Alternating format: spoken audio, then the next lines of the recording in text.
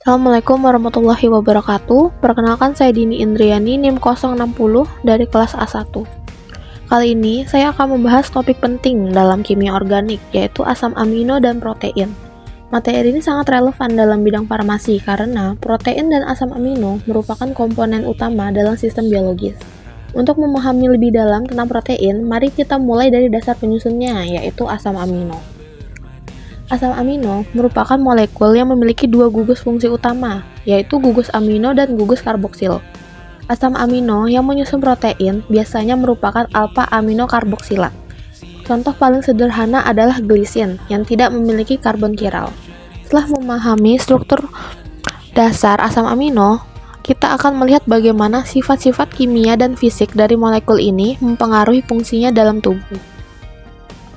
Asam amino memiliki sifat larut dalam pelarut polar seperti air, tetapi tidak dalam pelarut non-polar. Karena memiliki gugus bermuatan, mereka juga memiliki momen dipol yang besar. Selain itu, asam amino bersifat amfoter, artinya tidak bertindak sebagai asam maupun basa. Nah, selain struktur dan sifatnya, asam amino juga memiliki klasifikasi penting yang berkaitan dengan kebutuhan nutrisi tubuh kita. Asam amino dibagi menjadi dua kelompok berdasarkan kebutuhan tubuh, yaitu esensial dan non-esensial. Asam amino esensial tidak bisa diproduksi tubuh dan harus diperoleh dari makanan, seperti valin dan leusin. Sementara itu, non-esensial bisa disintesis oleh tubuh. Sekarang, mari kita lihat bagaimana asam amino ini saling berhubung untuk membentuk struktur yang lebih kompleks, yaitu peptida dan akhirnya menjadi protein.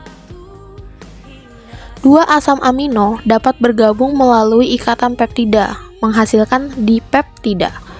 Jika lebih banyak dari lagi bergabung, terbentuklah polipeptida. Jika rantai ini terdiri dari lebih 50 residu, maka disebut protein. Setelah terbentuk, protein tidak hanya berupa rantai panjang. Struktur protein memiliki beberapa tingkat kompleksitas yang menentukan fungsinya. Struktur protein dibagi menjadi 4 tingkat. Struktur primer adalah urutan asam amino. Sekunder berupa heliks dan lembaran. Tersier adalah lipatan 3 dimensi dari satu rantai. Lalu terakhir adalah kuartener, adalah gabungan dari beberapa subunit protein. Struktur tersebut tentu mempengaruhi sifat-sifat fisiknya.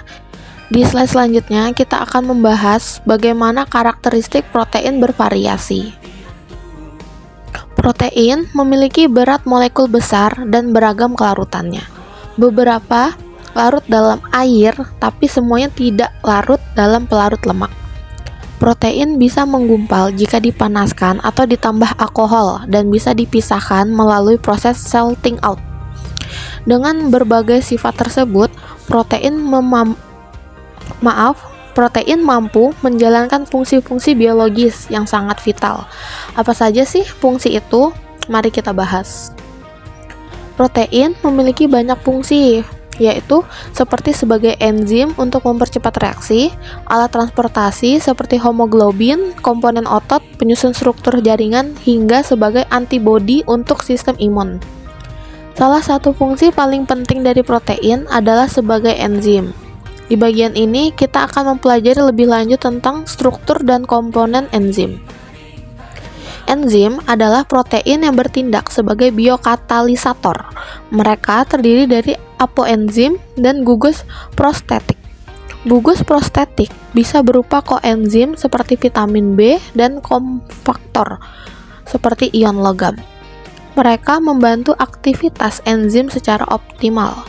Terakhir, mari kita lihat beberapa sifat khas dari enzim yang membuatnya sangat spesial dalam sistem biologis.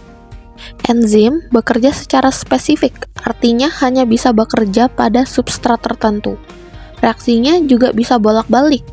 Enzim sensitif terhadap suhu dan pH, serta dapat dipengaruhi oleh zat penghambat yaitu inhibitor maupun pemicu atau aktivator.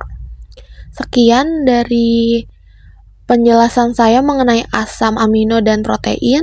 Jika ada salah-salah kata atau Materi saya yang kurang jelas mohon dimaafkan. Wassalamualaikum warahmatullahi wabarakatuh.